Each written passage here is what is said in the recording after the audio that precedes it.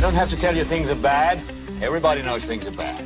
It's a depression. Everybody's out of work or scared of losing their job. The dollar buys a nickel's worth. Banks are going bust. Shopkeepers keep a gun under the counter. Punks are running wild in the street, and there's nobody anywhere who seems to know what to do, and there's no end to it. We know things are bad, worse than bad. They're crazy. The air is unfit to breathe, and our food is unfit to eat. I don't want you to protest. I don't want you to riot. I don't want you to write to your congressman because I wouldn't know what to tell you to write. I don't know what to do about the depression and the inflation and the Russians and the crying in the street. All I know is that first, you've got to get mad. You've got to say, I'm a human being. My life has value.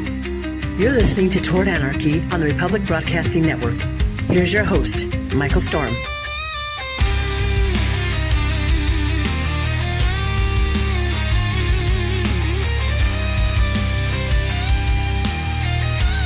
All right, well, let's do this thing then. Let's get right into it. Welcome to the show. I am Michael Storm. This is Toward Anarchy. Thank you so much for joining me. Wherever you're finding the show at, give this thing a quick like, a tap, a smash, elbow, a leg drop, good old Hulk Hogan leg drop on that thing. Whatever it takes to get it to respond for you to give us that like and let us know that you're out there. Go to towardanarchy.com to follow along. This is episode 2607.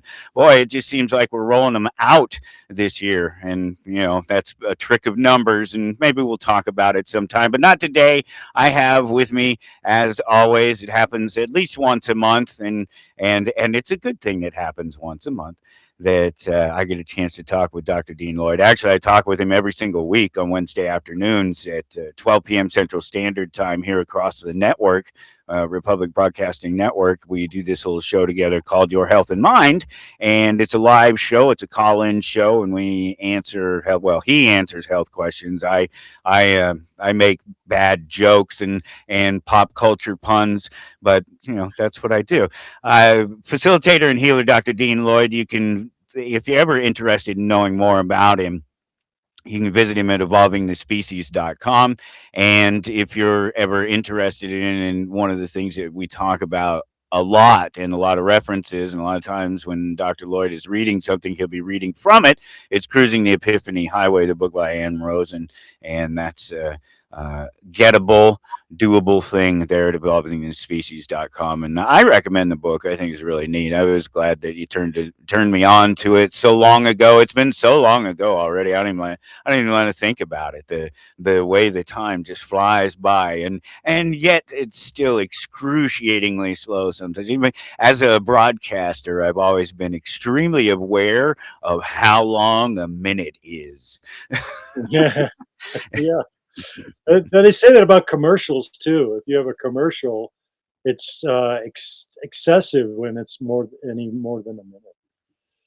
Yeah, it's definitely a thing you notice when you're counting the time. It's something you notice, no matter where you're counting it from. But it's always great to talk with you, Dr. Lloyd, and we do get a chance to talk every week now. It had just been this monthly thing for years, but every week now, and it's been really fun to do. It's been really cool talking to people from all over the world, all over America, mostly, but we've had calls from different places around the world too. And people just, you know, seriously wanting to know, and they have serious questions about their health, and they have serious questions for you. And I guess you've even ended up with a new patient or two out of the whole deal, just because they happen to be in your neck of the woods. It's all been really great. It's a really neat thing that we're involved in there. Yeah, and the part that really excites me is that where we're going is so far beyond what I'm seeing our culture trying to muddle through things. I'm in a state of mind where I'm clear, I'm not confused, I'm ready for questions, and the tools that I have not been basically readily available to the public, and I'm ready to go. I'm literally sitting on a gold mine of psychological information.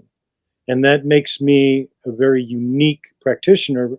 Not that I'm trying to push my work as it being exclusive. I just see it being inclusive, and being that I know so much about the biology and functional medicine, and the Chinese medicine has been my baby At for a long least you have time. the background for that. I've had this thing where I've always had to say, I'm sure smarter people than me have said before, or have looked at this before, or have pointed this out before. I can't tell because I haven't done the research. I just am in this space where I have a really well lived life and a lot of life experience, and I have this open brain and open heart and open mind for learning and finding new things and finding interesting things and finding the truth, really being able to just sort of suss out what is real and what isn't. And when I'm not, especially when I'm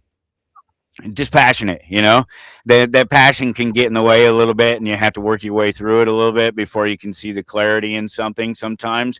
But if you're always willing and wise enough to do so, you can come out the other side of it. And I liken it to the fact, I attribute it to the fact, well, there's a couple of things, just the people like yourself that I've met and made it a point to keep friends with over the years, because you're smart guys, your things, and you have an approach that is unlike any other, I think. And it's, well, I mean, and Thank you. again, this is the exact same thing that I'm talking about. Of course, you're not the only one, but you're one of the few people that I have come across in my life. And so I imagine that it's almost impossible for other people out there who aren't even looking, other people who've never left the sort of boundaries of their homes, where I've been, a world traveler. I've been places, I've done some things, I've met a bunch of different people, I've talked to a bunch of different people all over the world with different ideas about politics and religion and medicine, and so I have this different background in that sense. So I think I can say that it's rare to meet people like yourself, and I think it's important for people to understand that there are doctors, caregivers, facilitators, and healers out there like yourself who will listen. You just have to look for them, and you don't have to be sort of stuck in this loss and fear because you don't understand what it is that's wrong with you, and the people that are supposed to be providing your health haven't solved the problems, haven't even really talked to you about it. They've just kind of poked you and prodded you and told you to do this test and that test and take this thing and that thing. I think there's a lot of value in that, because I don't think that other people have the clarity that you do, a certain perspective, right? And I think I'm the type of person that can point that out, the other thing I was going to say, there was a couple other things. Pop culture, that's one of the things. I've always enjoyed pop culture, and so when there are lies through the system, through authority about pop culture, I catch it, and it doesn't get away. And then I also have a sort of a really, really high reading comprehension score. Well, this is why I need an interpreter, because a lot of the language that I have had to offer, we've got a semantics problem in medicine, a big one. And I have, over the years, had to interpret, not only in allopathic medicine, but in Chinese medicine, the correlation between our perspective, or the way that we perceive the disease, and what the environment is about, right? It's very interesting how the other cultures, like in Ayurvedic medicine or in Chinese medicine, and these disciplines, how they perceive things. There's three doshas primarily in the Ayurvedic Indian medicine, and in Chinese medicine we look at the opposites. We look at excess and deficient, yin and yang, hot and cold, and so on. And these bringing these different perspectives together has been very valuable in my being able to break down the way that we, in an allopathic medical perspective, right, the Western medical perspective, perceives disease, because we end up creating diseases out of our medical perspective. This is a very, it's if you can't stop the cycle, you will basically perpetuating a a diminishing returns on anything that you're trying to do to get healthier, right? So my job again is to make sense, and I enjoy having questions because, like yourself, we have a kind of quick ability to decipher the problem and then give a immediate honest answer. You know, most, just as a side note, most of my patients I've been getting as the last 10, 11, 12 years haven't been in my state. They've been all over the world. And my book, when it came out, I got more recognition out of this country than I did in this country. So in '99, when my book was published, and it took me a little over 7 years to write, and believe me, I hit my head into the wall trying to figure it out so many times. It didn't, it just, I was trying to make it so that what people could see was not just a uh, medical perspective. We're talking about life experiences like what you've had. And when I field tested what I say is to be so, the audacious ability I have, right, to say that no, this is the way it works, then it shocks people. I'm not here to really to create an environment that may seem to be initially, okay by society's perspective. I want to shake things up. I stir up the pond. I want to make sure that whatever is coming up is being reevaluated because it's a sickness death care system we have. It's not a healthcare system. And in that being a big enough statement in itself, then I've got to be able to explain how it works, under what circumstances, give explanations on the foundation of why I say what I say, and I'm ready to be challenged. So in all of that, I just make sure that what my process is something that is clear enough for everyone. And we like talking about where we're coming from. And usually when you say something to me, I get feedback that helps me direct where the conversation goes because I can go a lot of different places. Yeah, right. And then that just makes it so that I can derail the conversation occasionally. Exactly. So this is why I wanted to talk about this month of January being a month of new beginnings and letting go.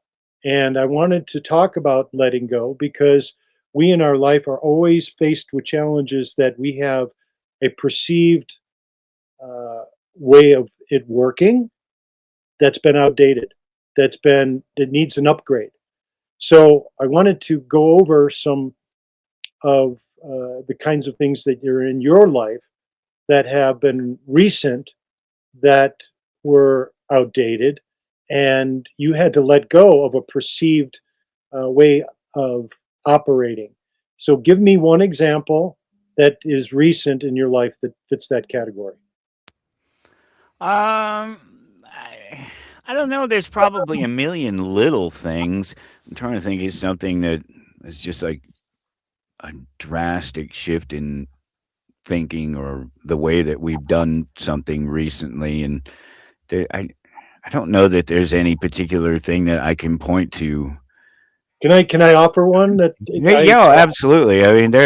There's certainly there are things, but yeah. What do you traumatic events that What's that? like traumatic events, Oh, trauma, traumatic event? Well, like your mother is going through. yeah, there's, yeah, that's complicated because I'm just this side of estranged from my mother. I moved out of the home 13, 14, and never came back really. I did spend a year and a half or something like that. No, maybe 6 or 8 months, I guess, living with my mother when I transitioned back to college. But Yeah, it's just a complicated relation. It's not that I don't love her or care about her or anything, but there's a lot of distance there, and so I don't know if I don't know if it's impacted me that way, you know?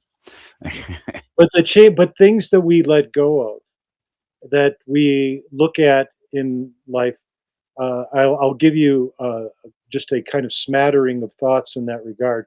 When you have something that comes up where you're not comfortable with, that doesn't fit your current state of mind, right? Your doubt, confusion, anxiety, guilt, shame, all those things that are negatively charged or negatively, impacting you, then I would say that you're actively identifying the challenging and the challenge and replacing the limited beliefs, habits, emotional responses that are no longer serving you, right, for your growth. And it requires cultivating self compassion, because if we can't forgive ourselves, how can we forgive others, right? That's a big one. And I've seen that so many times where the guilt just takes over. But when we were born in this world, we weren't given a manual on how to operate, how to function. We had to learn what worked and what didn't, and we tried things on. I had different costumes that I wore. I had my smock, and I changed over from a smock to a Hawaiian shirt in my practice. And I found that the patients were more comfortable with me without wearing that smock, and that I was more of a human like they were. But I happen to have a field of expertise that I could shed some light on that they didn't have. So practicing mindfulness, right? Being mindful of your actions all the time, and embracing new perspectives. And you're an open guy, I know. I've challenged you a few times to foster and evaluate your true freedom, which is emotional freedom. We're talking about, when the word comes up, what is freedom? It's freedom of the mind. Most people associate it with economic freedom, or they associate it with their life of movement, which is true, but it's your state of mind that makes you free, because then you can change. And in the last show we did on Wednesday, I pointed out that the problem with changing is both the doctors don't want to change and the patients don't want to change. What do you have there? You have two negatives, right? You have problems with this because their perspective is limited. So I'm here to free up the circuitry. I'm here to give you solutions to that.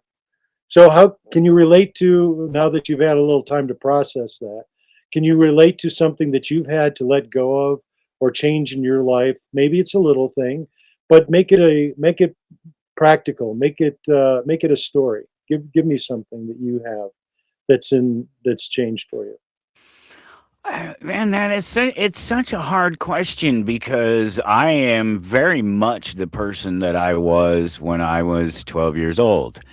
Unlike yourself, someone who experienced a traumatic event, a physical traumatic event, I have not had something like that happen to me, and so there's been no reset or anything like that. And there's been my views. I've thought about authority. My understanding of the Federal Reserve and our money system. What the value of voting was. I understood all these things by the time I was 12 years old. And so as an individual, I'm not having to adjust myself or my thinking at all.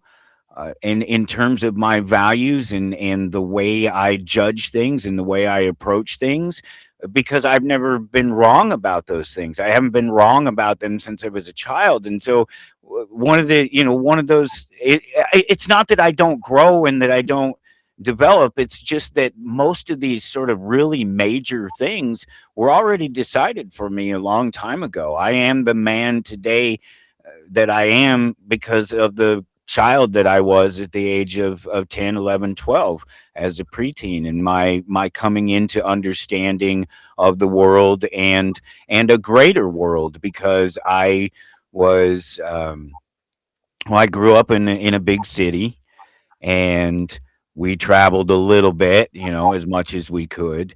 I was able to get around a little bit and go a few places and do a few things. By the time I was a teenager, I had been out of the country. I had seen a place or two, a different face or two. I just have a better perspective. Of course, better, more well read, and so it's as I've gotten older, I purposely avoided even like going back and questioning. I go back and questioning my understanding of events and information. I do that all the time. And makes I do it all the I double I question myself on just like simple words, instead of spelling the word or something that I have. It's like, dude, is that right? Is it, or more importantly, like what the word means? It's my understanding. I've never looked up this word before. Mhm. I believe it means this. I'm pretty sure that's what it means. I'm about to use this word. Maybe I should go look it up once and for all and find out if I know what this word means. And of course I do. I don't think I've ever used a word and then went, oh wait, that's not what that word means. But you get the point. Is it? I haven't had to make a lot of adjustments in my life. In fact, I've made the world around me adjust to me. If you don't like it, go away. If you don't like who I Good am, go thanks. away. I don't need you around. And so I like to think of myself as a well balanced person. The only thing that I really struggle with is quick to temper, and that's just it's biological, but it's also it's something that I grew up with. The people around me weren't in control of their temper as well, and so I've had to do things like, okay, let me give you a good one. I think this is a good one because I think it's something that everyone can relate to, because you either have experienced it, or you're a person that's done it, or maybe you're one of the few that's already fully enlightened and never does it. You call up somebody for some reason, something, it doesn't matter what it is, but you need help. That's why you're calling them, and the person on the phone maybe isn't very helpful, eh, but you're not very nice to them either, and and that's one of those things that I have absolutely just. I used to be the first person, like, right on the phone. It's like, I'm calling you because I need help, and I don't need help for a whole lot of stuff. So what the hell is your problem? Why can't you just help me? What why don't you just do your job? And now I just remember, this is just some idiot who's answering the phone. And not that everybody's an idiot, but to think of it in that sense, it's like, this guy can't, he probably can't solve my problem, but he definitely can't solve my problem if I don't treat him like he's a nice person. I'm a nice person. Yep, Be good to the person over the phone, with a little bit of respect. I think everybody understands exactly what I'm talking about when I talk about this, because again, you've either had somebody be rude and disrespectful to you over the phone when they've called you for help, or you've been that person. You've done it to somebody and you realize that you've done it. That's one thing. But and this is a long time ago that I changed this. It was one of those things that I made a conscious effort, and so I speak to people very well over the phone, even when they are useless. When they're trying to scam, I caught one of these the other day. A letter came in for the old man here, my wife's father, and it is one of these scam letters. Ultimately, it's a legitimate company. They offer warranty services for your home. You know what I'm talking about? You pay them jillion dollars. I don't know what the hell it is. I'm sure there's some metric somewhere, some table somewhere that they use depending on the neighborhood you live in, the value of your house, and blah blah blah. So they'll replace the water heater, they'll replace the washer and dryer. They'll do these things. You warrant the stuff in your home, the things that you use in your home. You pay them money, and they'll come out and fix it. And these are legitimate services. I know many landlords, people who own multiple properties, use things like this. It's very valuable for them because they have so many different properties to use. A handy person around the house who's not afraid to go out and shop and do things for themselves. What they can is probably not necessarily in need of one of these things. There are some big things, plumbing, maybe electrical, that most people are probably not going to be able to deal with. But even those are, barring catastrophic event, which presumably you have some insurance to cover, even if you don't have the repairs, you still have to pay to somebody to come in and fix those things. They're still fixed. You just have to put out that money. Then it's not supposedly, and you don't have to worry about somebody coming in and saying, all right, well, yeah, we cover this instance, but you know how the insurance companies do. You've never experienced insurance companies. You don't know what I'm talking about. But so this thing comes in, long story short, this thing comes in the mail, and it's obvious that they've made an attempt to make it look like we hold an account with these guys, that it's important, that this is the last notice they're going to send. If we don't send them some money, sign it, do this thing, that it's going to be a problem. And by the way, you have to have this if there's a reverse mortgage on your home. And so it really makes it look like, wow, this is something you have to deal with. It's meant to trick people who aren't paying attention into calling these people up and giving them money when you don't necessarily need to give them money. It may not be in your best interest. Everybody needs to decide for themselves on that particular point.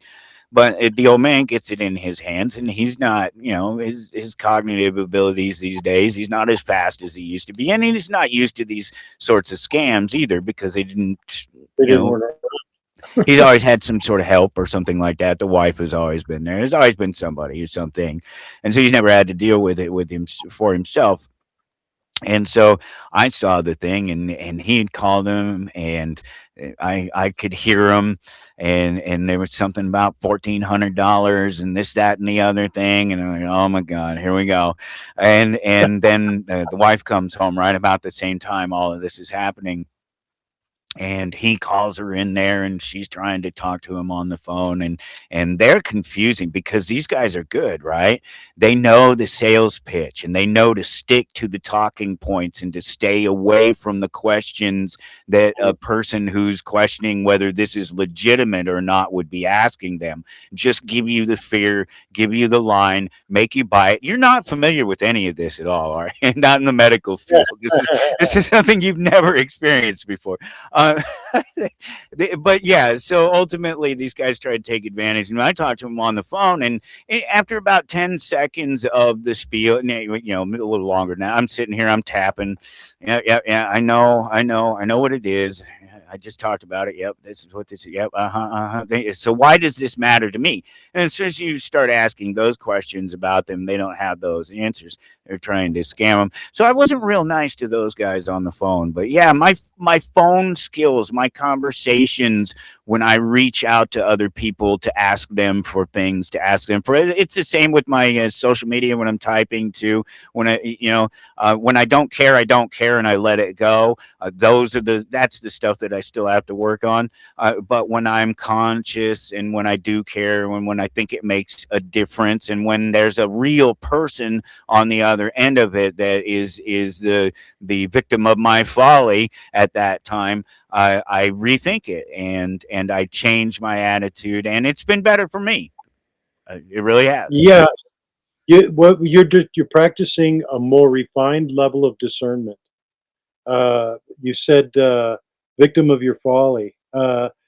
This is interesting because we don't want to. No, that's good language, right? I think I used it on purpose. I think that's why it came to my head.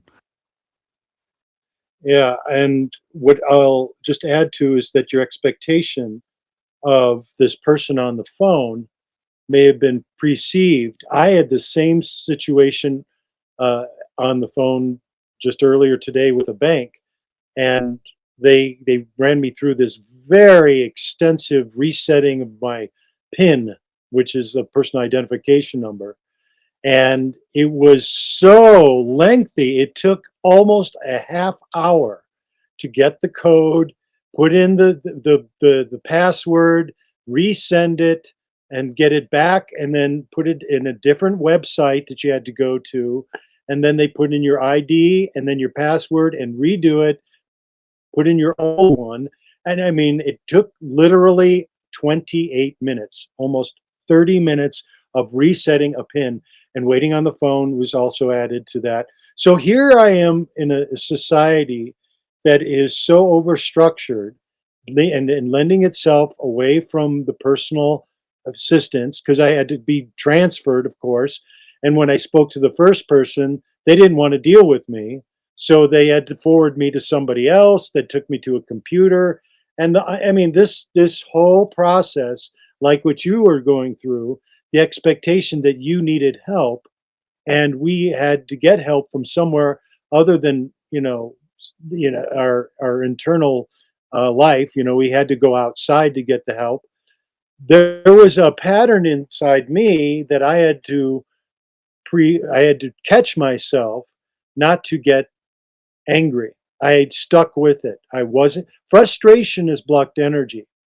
And part of our job of getting through society right now is being able to steadfast to what you need instead of being uh, misdirected, right? Well, and Like at the same when time, be reasonable in what you need, which was the point about the folly, right? yeah, yes, exactly. And that's where the key strategies come in, which I was going to also talk about here, is that once you've identified accurately where the problem or emotional drain is, or what it is that's causing you inner discord or some imbalance, anger, doubt, confusion, anything negative, then the strategy of letting go includes, when you've identified the problem, is reflecting in a way healthy, that you don't feed what it is that's causing you to be upset. You catch yourself. You stop yourself from feeding it. So you short circuit that process. And the habits and thoughts that are no longer serving you, that are not good enough, or they're fear based, outdated, they're not helpful, all those things become your responsibility when you become in charge of your pattern, because these are easily redirected once you catch yourself in. And I do this all the time with patients, because when patients come to me with their problem, and I'll go into the trauma that you mentioned that you hadn't had, that you didn't have, that I did, that forced me into a place where I had to survive. Okay, that I had to let go of my perception. I'll come back to that. But with this being the case, you catch yourself, and then immediately you are redirecting where the energy goes in your favor. Now you've had what I would say, uh, a unique ability to have the world change around you. That you said that you didn't have to adapt to too many different things. You had to go to school, did you not? I mean, you went to a broadcasting school. I mean, that was something you realized was needed, and you learned, right?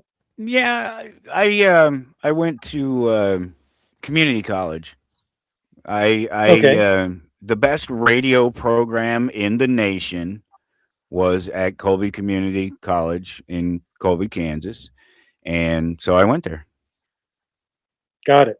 So this more is alignment went to where what attracted you, that they had the tools that you wanted to gain, to expand your ability to communicate, right? Proximity was definitely a factor, but when it was considered amongst all other things, it was the best option, even better than literally uh, the biggest, most expensive colleges, the most exclusive universities in the nation. I am not kidding. I believe you. It's not more expensive does not mean necessarily better. And I Oh, found that in absolutely. Yeah. my medical training as well. Went to University of Wisconsin. I then transferred to Orrington Medical School, and I had other, universities I was involved with prior to that. But be that as you had to go to what was you were attracted to, what was going to expand your ability to clearly communicate and communicate in a way that you knew you had a resource, fortunately. Now, in medicine, I'm going to draw a parallel. We didn't have, as a culture, universities were not always accessible. It was always you had the teacher, you had the master, if you will, in medicine and Chinese medicine, and then you had the student, or you took on the apprentice, and you would go through the process of teaching them what your the generations of information that were passed on to you.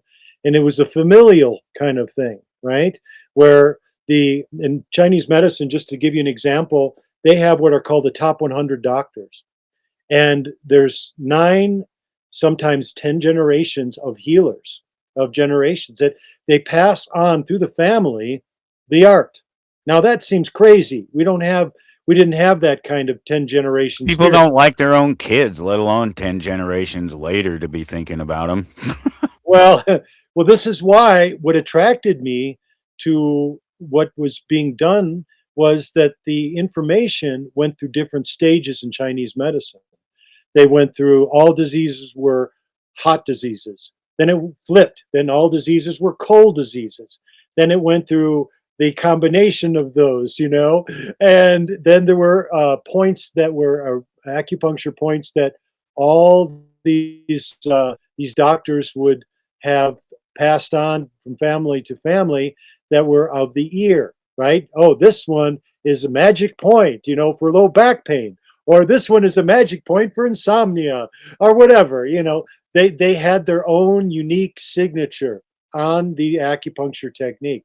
So the point is that when we have something that we're inclusive, because I pointed out that to be informed is not to be myopic. You have one particular view on how health should be, how life should work, has to be just so. Then you come locked into that perspective. But because of my injury, this is where I wanted to get to, I had been put into a place where there was a part of myself that I was not in control of. There was a time where I was mute for 7 months. I couldn't speak. Now I got such a big mouth, you can't shut me up. But that's because I was rewired during that time. My injury caused me I was put in a forced situation where I did not have control of my body. These seizures were not only were they scary and life threatening, but I didn't know when they were going to happen. And they could have been any time. I could have been driving and I'd have to pull over and I'd go in through a seizure. Not a good thing, right?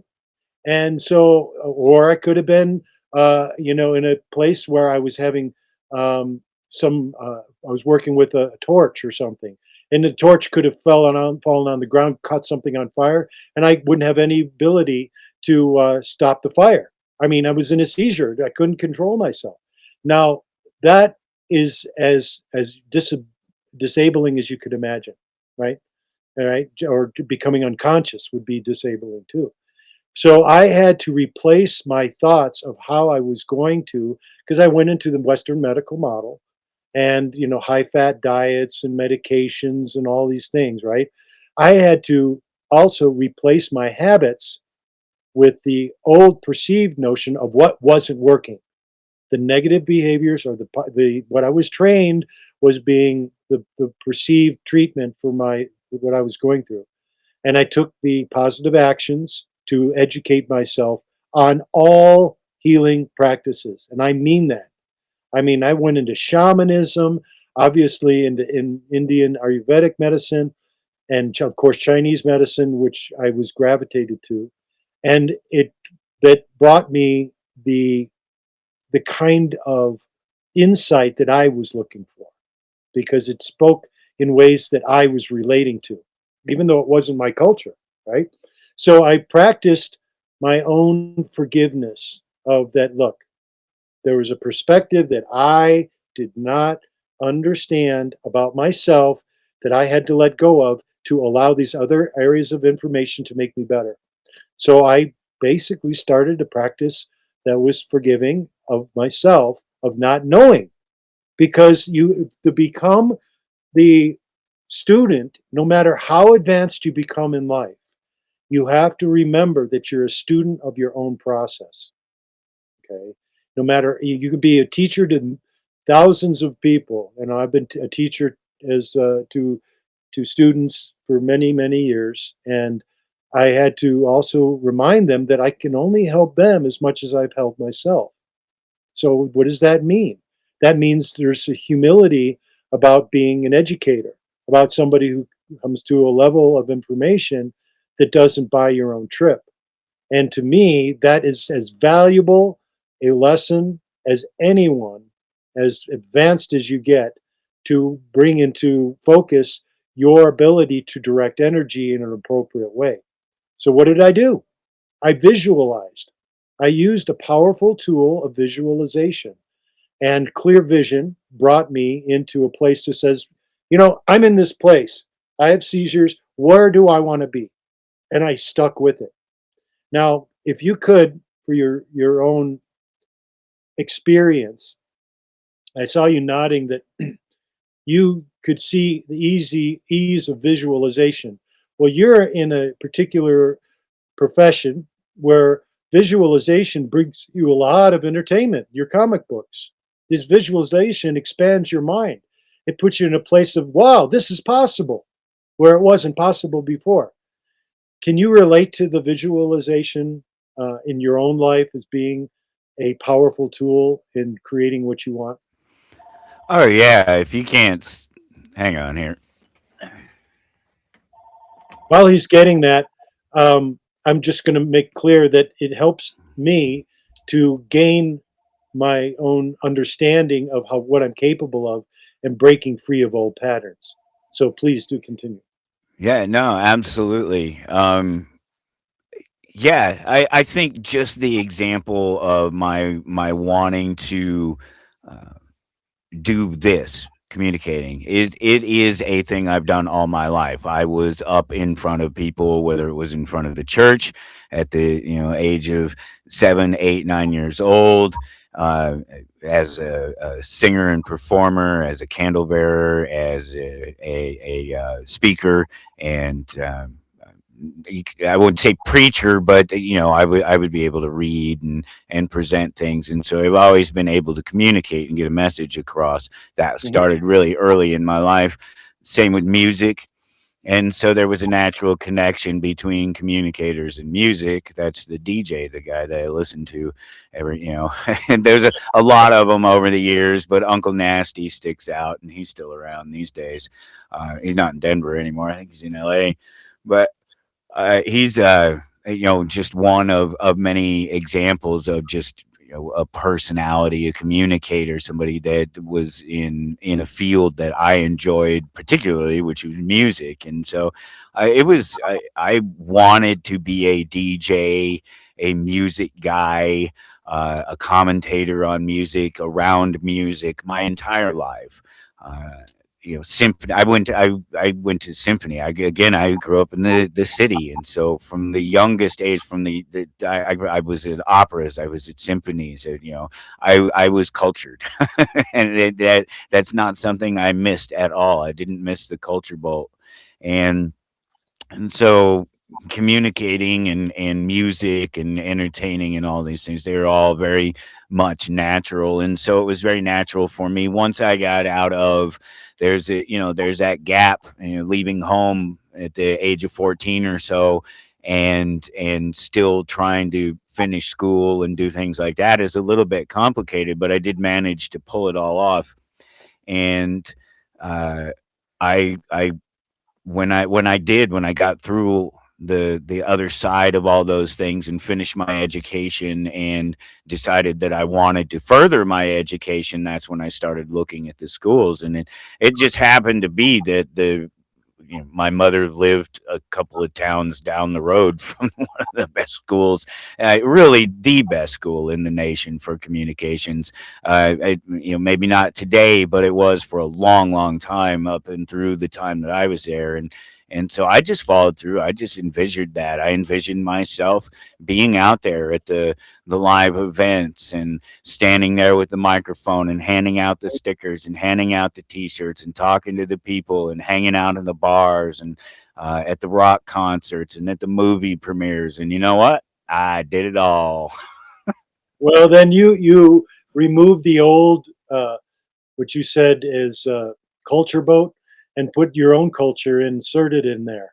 Okay, that's your growth and evolution. Good job. Well, when you improve your well-being, then you've let go of those mental, emotional, unhealthy, and physical blocks. I would call them, because they blocked energy is pain. Any blocked energy, right? Physical or mental. Then you come into the realization that there are patterns that you had and you were brought up with that were not suitable for what you tried to achieve. And we're all conditioned, every one of us, how to think, how to pray, how to exercise, what to eat. We're all conditioned. But that's the holding on pattern. And that's what I wanted to bring up for today's topic, of course, is letting go, is when you can allow yourself the permission to reevaluate and let go, then you become aware of what is it that is really needed. Do I have to be right? Do I have the answer? The answer is you're not wrong if you don't have to be right. You make the best that you know, the least that you'll accept. So I'm going to read on page 97 of the book that I use as a kind of encyclopedia, some ways, but it's a textbook for this particular class and show. It's on page 97. The topic and this one is called Holy Depression, the Atman.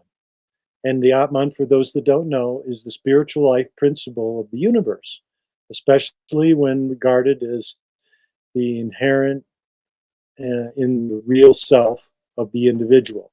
So holy depression. Here's take some of this in, Michael. Too many people feel stuck in a hole of commitments that they were guiltily bullied into making. Cut off from life, they come to feel depressed. Allegorically, you're walking along and unexpectedly you fall through some loose earth into a hole where you find yourself stuck. Meanwhile, life continues flowing on its whimsically fickle way. But since you're cut off, you can't get out of to partake of its revolutionizing changes. Okay, so let me just recap that. The reason I'm having a little trouble with the screen is that I've had things come in and out of my screen that I didn't want. Has that ever happened to you? So I had to reconnect by re-clicking on with my mouse. So I'll just read that last sentence because it didn't flow as well as I'd like it to. But since you're cut off, you can't get out to partake of its revolutionizing changes. Or, okay, now I've got my screen back. You've been fascinated by what's going on all around you.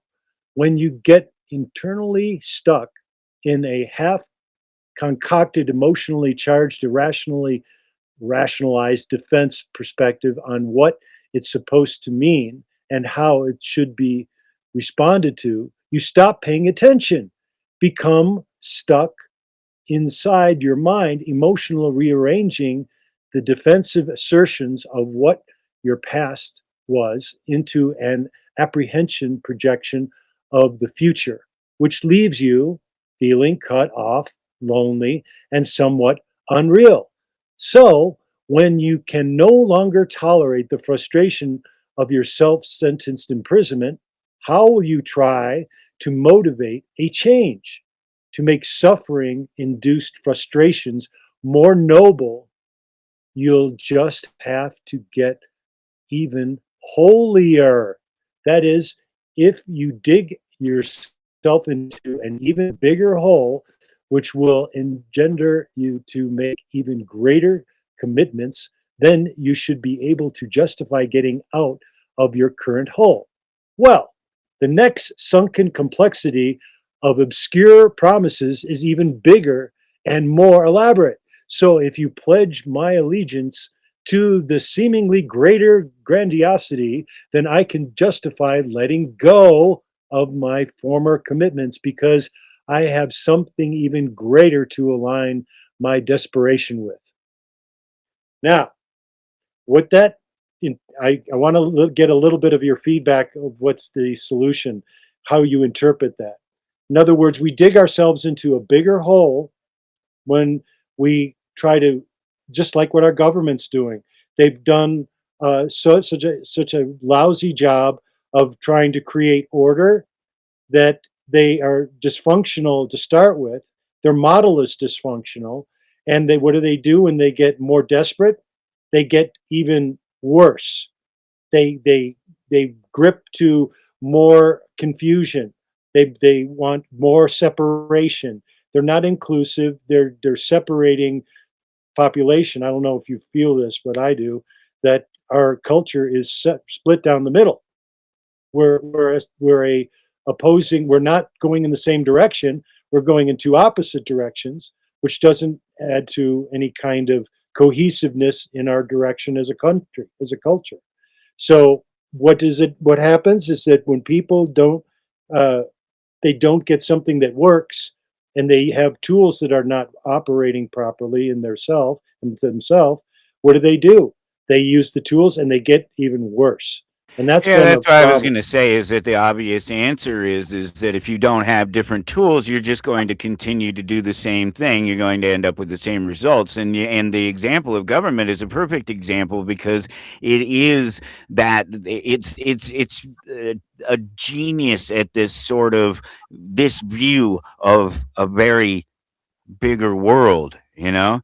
Even if it's only this big, you're still only getting this view of it. And the economics of things is one of those things that it does that with. And it tries to really um, pretend like it's important. You know, it really inserts itself into the conversation, and but it never does anything different. So government will go along and say, "We'll do this, and we'll do this, and we'll do this," and it'll fix the economy, but nothing gets fixed. And so these idiots come along and they vote again, and they vote for somebody else, and the guy comes along and says, "Well, I have a different plan. We'll do this, this, this, and this." Except that ultimately, what happens is that the government never changes. The government never it gets bigger, it gets more responsible for the things that it can't provide for people, but it doesn't ever solve any problems. Nothing is ever done differently from one administration to the next. It looks like it because they'll take and shuffle resources from one place to another, or their view about a particular social topic, for instance, will come to the forefront, and that will be what becomes the distraction from the fact that nothing else is changing, that they're doing everything else exactly the same. And if you do everything else exactly the same, and you're looking at this little bit, and right in this little bit there's this little spike in the economy and everything's a little bit better, oh, the jobs were up this month, or the interest rates didn't change, or blah blah blah, some BS like that. But it's all, when you come back out here and you look back at this bigger picture again, and it's all a downward, it's just a spike on a downward trend.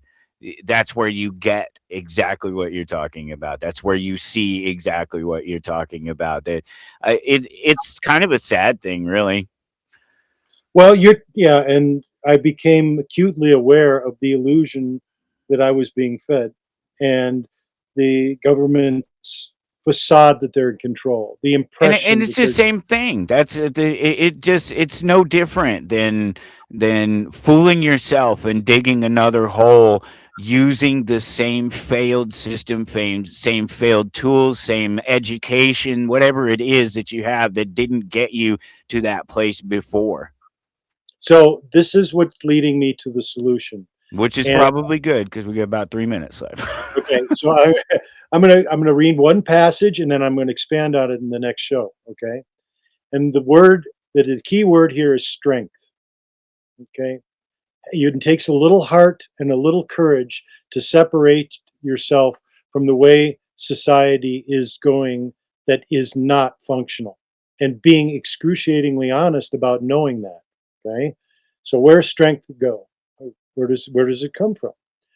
If in any given consideration, according to what is available, you can go any which way when you can. Pick it up, put it down, rearrange it, or leave it alone. When you can change your mind anytime it becomes more appropriate. Strength means choice. When you are there because you want to be, not because you're afraid not to be there, when and then whenever you choose, whichever way you choose to involve or not involve yourself, will be dealing with an area, a place of strength. If you cannot come and go at will, then even if you were to choose the best way to be, your intentions will lack the power to fulfill. Now, that's where I would call on those that have not felt empowered to remember that you can always change the direction you're going. You can pick it up and reevaluate. And in the next show, I'm going to talk about true human security, and I'm going to talk about this becoming more fulfilled with your decisions once you've made them from a place that you became more aware. How does that sound? I think that sounds like a complete and perfect little package. I did no, I think this is a good conversation. I think it's a good conversation today. The very notion of being able to change yourself, being as simple as just changing your view, is real. But sometimes it's more than that. It's more than just changing your attitude, more than changing the way the direction you're looking, your view. It's sometimes you got to develop some new tools, some new skills. Sometimes you got to level up. There you have. Well, you hold the space when you know what you know, and that's called strengthening the filament internally. That's why the medical field, I've stood by what I knew, and the medical field that doesn't suit me has been falling away. I don't use them. I use what I need, but it's because we've been capable of realizing where their fallacies are, where they're making mistakes, and they continue to buckle down on worse ones. And double down on the worst ones. All right, my friend. Well, that sounds fantastic. I look forward to the next conversation, and I look forward to seeing the rest of you next time. Until then, take care.